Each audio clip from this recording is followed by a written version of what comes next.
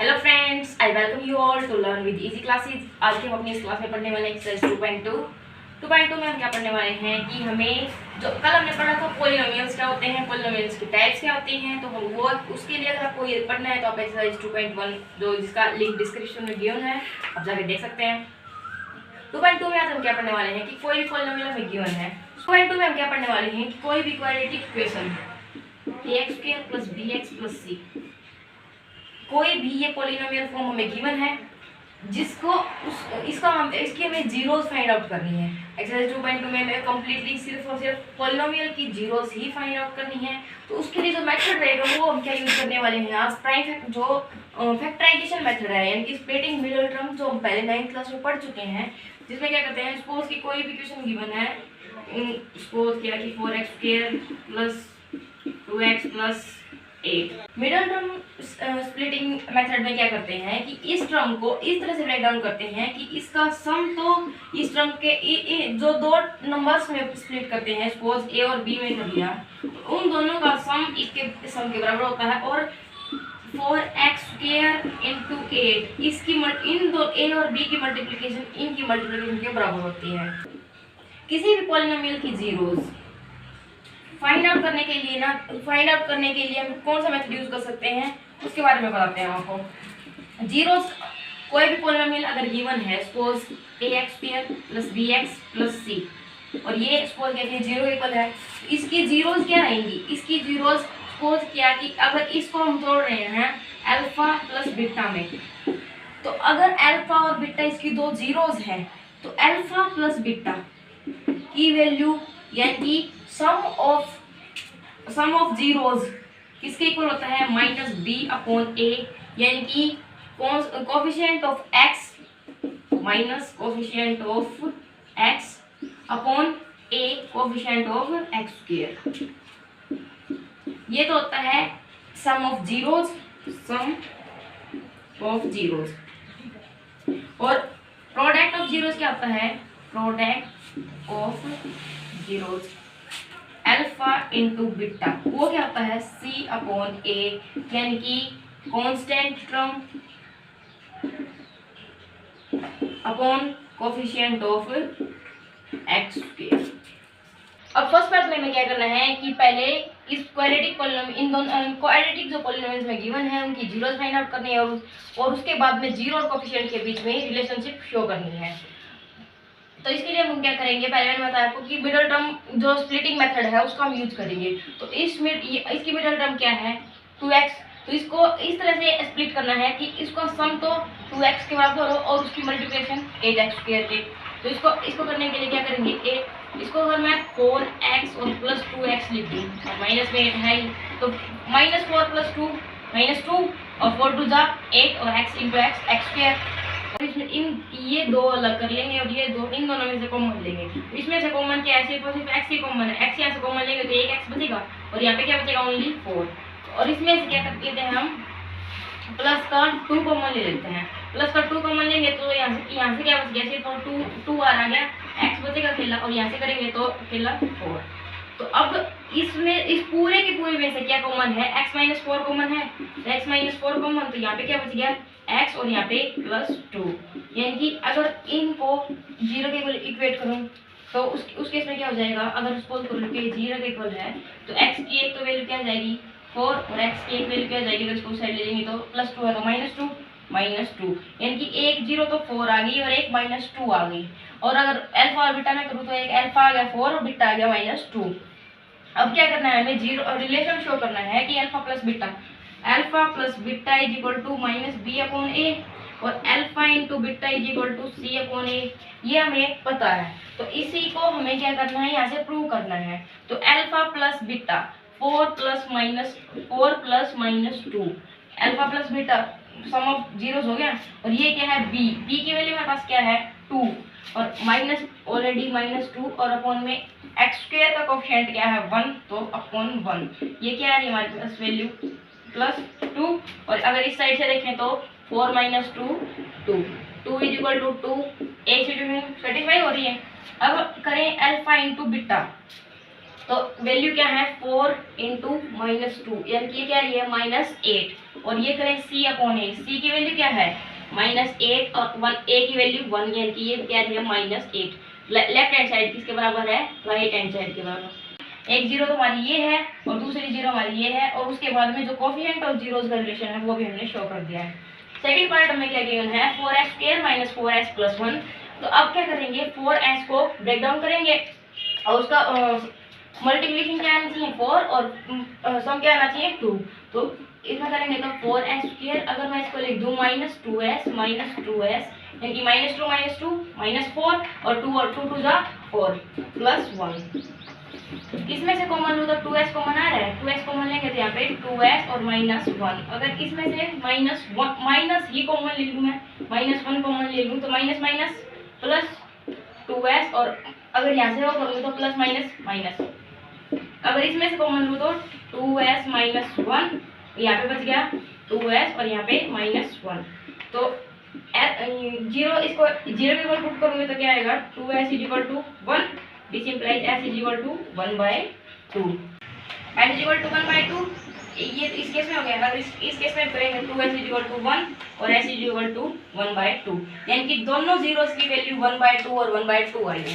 अब क्या करना है हमें जीरो और कोएफिशिएंट के बीच में रिलेशनशिप शो करना है। तो उसके लिए क्या करेंगे सम ऑफ जीरोस क्या होता है 1/2 + 1/2 - b की वैल्यू 4 तो -4 और अपॉन में b अपॉन a 4/4 यानी कि 1/2 और इसका करेंगे तो हाफ प्लस हाफ 1 और माइनस प्लस 4 4 1 यानी कि 1।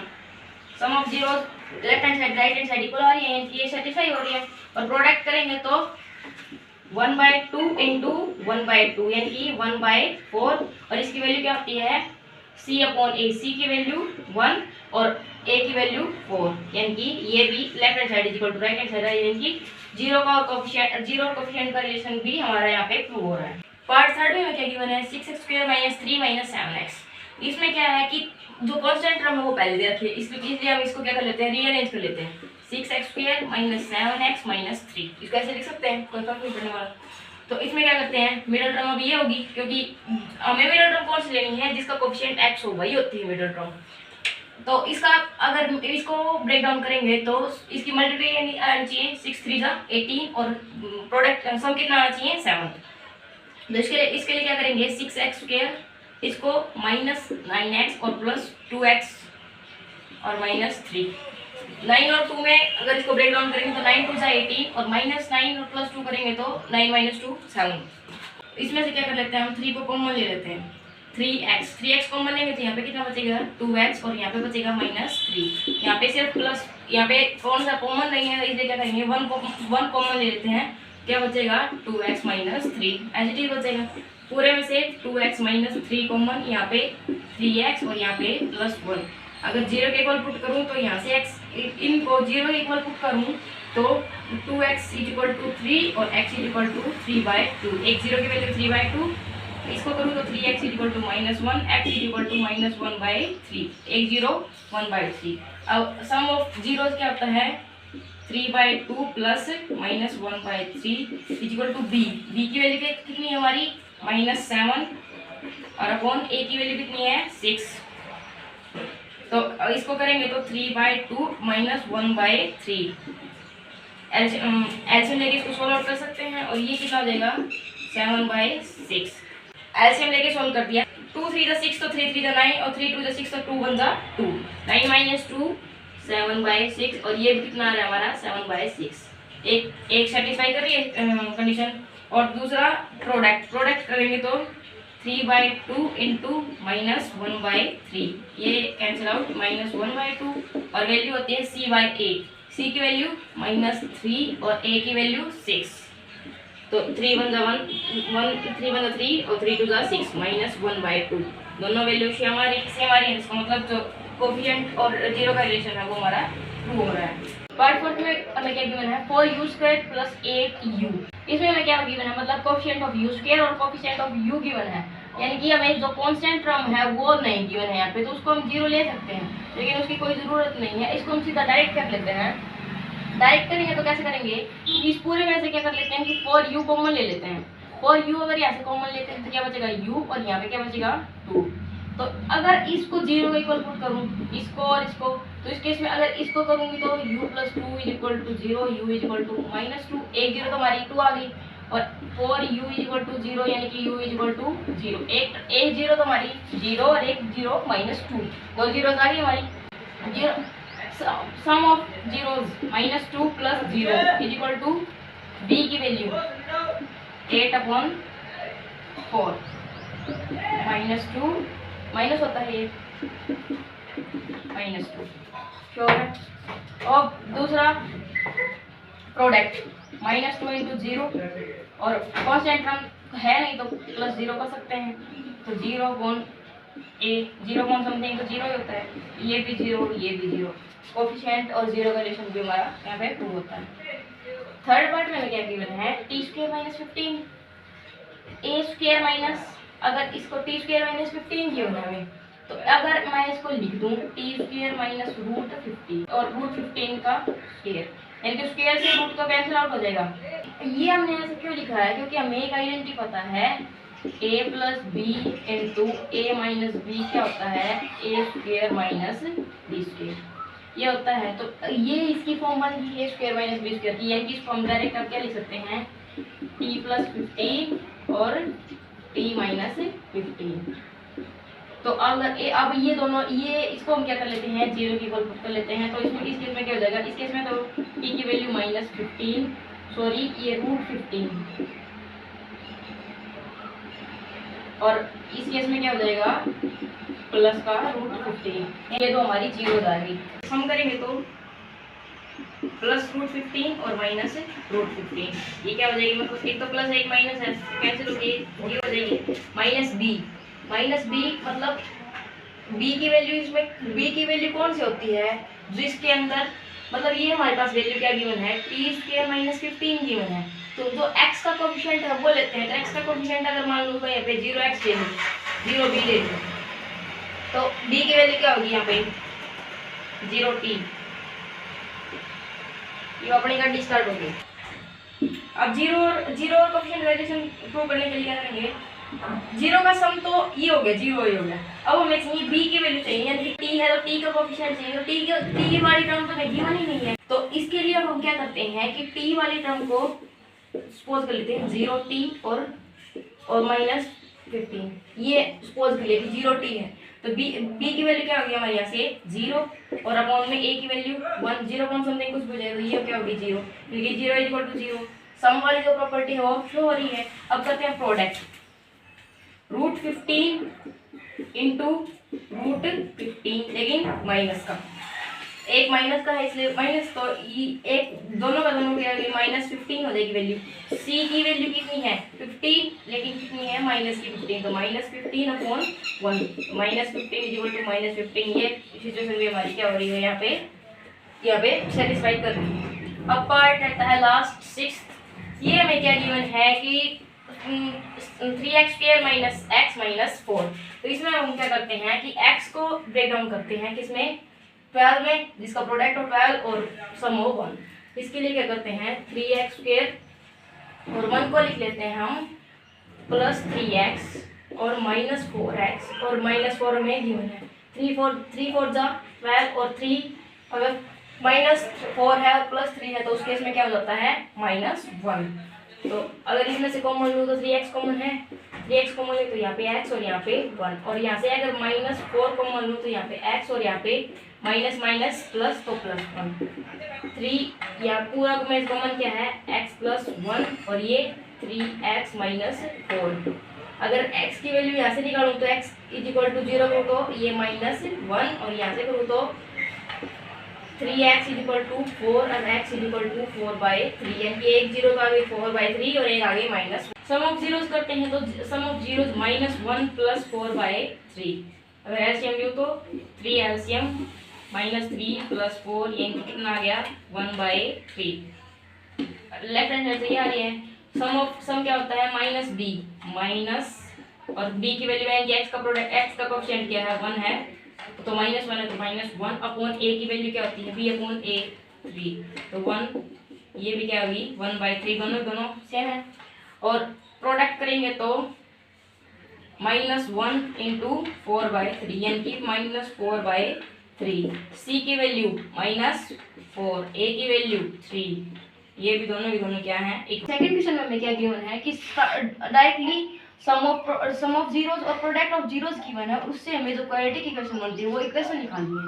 तो फर्स्ट पार्ट हमें गिवन है 1/4 और -1, ये क्या है इनका सम है, और ये क्या है -1 क्या है इनका जीरोस का प्रोडक्ट गिवन है हमें। तो हमें पता है कि जो सम होता है वो क्या होता है -b/a, और प्रोडक्ट होता है वो क्या होता है c/a होता है। प्लस बीटा मान लो, अल्फा प्लस बीटा, तो उसकी वैल्यू -b/a जो कि हमें 1/4 गिवन है। अगर इन दोनों को मैं इक्वेट करूं तो इसका मतलब ये मतलब क्या आ रहा है कि a की वैल्यू कितनी आ रही है हमारी 4, और b की वैल्यू कितनी आ रही है -b=1, यानी कि b=-1 है। और प्रोडक्ट की वैल्यू c/a, प्रोडक्ट कितना है -1 गिवन है, यानी कि अल्फा इंटू बीटा की वैल्यू -1 गिवन है, और ये वैल्यू होती है c/a, और हमें पता है कि a की वैल्यू वो 4 गिवन है, तो c की वैल्यू हमें पता नहीं है, a की वैल्यू हमारी 4 गिवन है। तो अगर इसको माइनस प्रोडक्ट को अगर -1 बनाना है और नीचे का हमें पता है डिनोमिनेटर 4 है, तो उस केस में क्या करेंगे, अगर मैं ऊपर भी 4 ले लूं -4, तो अगर दोनों को कट करेंगे तो -1 आ जाएगा। तो इसलिए क्या कर, इसका मतलब कि क्या हो गया कि c की वैल्यू कितनी है हमारी 4 है, तो c की वैल्यू 4 और a की वैल्यू हमारे पास गिवन ही है और -4, तो ये तो कीजिए -1 यानी कि प्रोडक्ट की वैल्यू। अब हमारे पास a की वैल्यू भी आ गई, b की वैल्यू भी आ गई और c की वैल्यू भी आ गई, दैट इज -4। ये क्या रहेगी हमारी c की वैल्यू। तो क्वाड्रेटिक इक्वेशन में अगर मैं पुट करूं तो क्वाड्रेटिक इक्वेशन क्या होती है ax² plus bx plus c। तो a की वैल्यू हमारे पास कितनी गिवन है 4x² प्लस bx, b की वैल्यू प्लस नहीं -1 है तो -x, और प्लस c की वैल्यू दैट इज -4, तो ये भी क्या हो जाएगी -4। ये क्या होंगी हमारी क्वाड्रेटिक इक्वेशन। पार्ट सेकंड में हमें क्या गिवन है कि जो सम है वो √2 गिवन है और जो प्रोडक्ट है वो 1/3 गिवन। तो सम के लिए क्या करते हैं कि alpha plus beta is equal to -b/a, यानी कि √2 इसकी वैल्यू गिवन है हमें, और प्रोडक्ट के लिए alpha into beta that is 1/3, और क्या होती है ये c/a। कंपेयर करेंगे तो c की वैल्यू 1, a की वैल्यू 3। अब a की वैल्यू अगर यहाँ पे रख दूं मैं, a की वैल्यू आ गई, c की वैल्यू आ गई, b की वैल्यू में फाइंड आउट करनी है, तो इसके लिए हम क्या करेंगे, हमारे पास गिवन है कि -b/a की वैल्यू √2 है और a की वैल्यू 3 है, तो इसलिए क्या कर देते हैं 3 से मल्टीप्लाई कर देते हैं और 3 से ही डिवाइड कर देते हैं। तो इस केस में क्या हो गया कि जो b की वैल्यू कितनी आ गई हमारी 3√2, और a की वैल्यू अगर कंपेयर करें तो यहाँ पे भी 3 आ रही है और यहाँ पे भी 3 आ रही है, तो b की तो वैल्यू अगर माइनस कुछ चलेगी तो -3/3√2 आ गई।